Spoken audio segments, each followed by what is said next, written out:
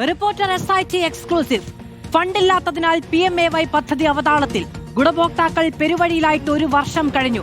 പുതിയ വീട് ലഭിക്കുമെന്ന് കരുതി പഴയ വീട് പൊളിച്ചവർക്ക് പണം കിട്ടിയിട്ടില്ല.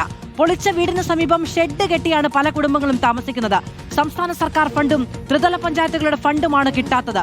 തിരുവനന്തപുരത്ത് നിന്ന് MG പ്രതീഷ് വിവരങ്ങളുമായി നമ്മളോടൊപ്പം ചേരുകയാണ്. പ്രതീക്ഷ, കഷ്ടമാണ് അവസ്ഥ. വീട് പണിയാൻ കഴിയുമെന്ന പ്രതീക്ഷയിൽ ഉള്ള വീട് പൊളിച്ചു കളഞ്ഞിട്ട് ഇപ്പോൾ ഷെഡിൽ കഴിയേണ്ടി വരുന്ന അവസ്ഥ കഴിഞ്ഞ 1 വർഷമായിട്ട് കുറെ പാവപ്പെട്ട മനുഷ്യർക്കുണ്ടാവുകയാണ്.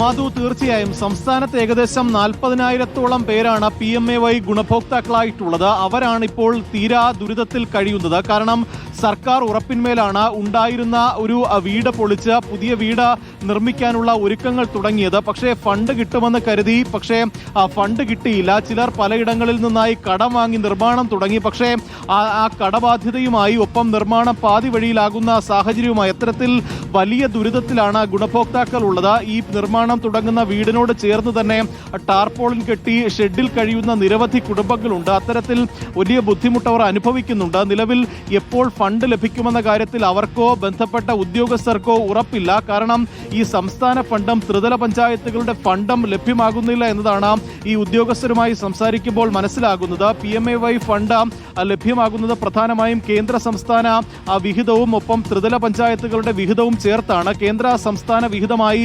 1,20,000 രൂപയും പഞ്ചായത്ത് വിഹിതമായി 70,000 രൂപയും ഒപ്പം ജില്ലാ പഞ്ചായത്തിന്റെ വിഹിതമായി 98,000-ഉം ബ്ലോക്ക് പഞ്ചായത്തിന്റെ വിഹിതമായി 1,12,000 രൂപയുമാണ് ലഭിക്കേണ്ടത്. പക്ഷേ ഈ പണം നൽകാൻ ത്രിതല പഞ്ചായത്തുകളുടെ കയ്യിൽ ആ പണമില്ല. അവരുടെ പദ്ധതി വിഹിതത്തിന്റെ മുഴുവൻ പണം എടുത്താൽ പോലും ഈ PMAY ഗുണഭോക്താക്കൾക്ക് കൊടുക്കാൻ കഴിയാത്ത സാഹചര്യമാണ് എന്നതാണ് പഞ്ചായത്തുകൾ പറയുന്നത്. അതുകൊണ്ട് തന്നെ ഇനി എപ്പോൾ ഇതിന്റെ പണം ലഭ്യമാക്കുമെന്ന കാര്യത്തിൽ ഇവർക്കും അറിവില്ല. നിലവിൽ ഈ ഹഡ്കോ വഴി വായ്പ എടുത്തുകൊണ്ട് ഈ പണം കൈമാറാനുള്ള ഒരു നടപടിയാണ് നിലവിൽ പഞ്ചായത്ത് സ്വീകരിച്ചു വരുന്നത്. ഈ തിരഞ്ഞെടുപ്പ് പെരുമാറ്റച്ചട്ടമൊക്കെ തന്നെ ഇതിന് തടസ്സങ്ങളായി നിൽക്കുന്നു എന്നുള്ള വാദം ചിലർ ഉന്നയിക്കുന്നുണ്ട്. എന്തായാലും എപ്പോൾ ഫണ്ട് ലഭിക്കും എന്നുള്ള ഒരു ചോദ്യമാണ് ഗുണഭോക്താക്കൾ ചോദിക്കുന്നത്. കാരണം ഈ കാലാവസ്ഥ വലിയൊരു പ്രശ്നമാണ്. കാരണം ഇനി മഴക്കാലമാണ് വരുന്നത്. അതുകൊണ്ട് തന്നെ അപേക്ഷ നൽകി അനുമതി കിട്ടിയ വീടുകളല്ലേ ഇത്? അപ്പോൾ സ്വാഭാവികമായും ഫണ്ടില്ല എന്ന് പറയുന്ന ഒരു പ്രശ്നം പറഞ്ഞുകൊണ്ട് അവരെ എങ്ങനെയാണ്? കാരണം അത് സർക്കാർ നൽകുന്ന ഉറപ്പല്ലേ?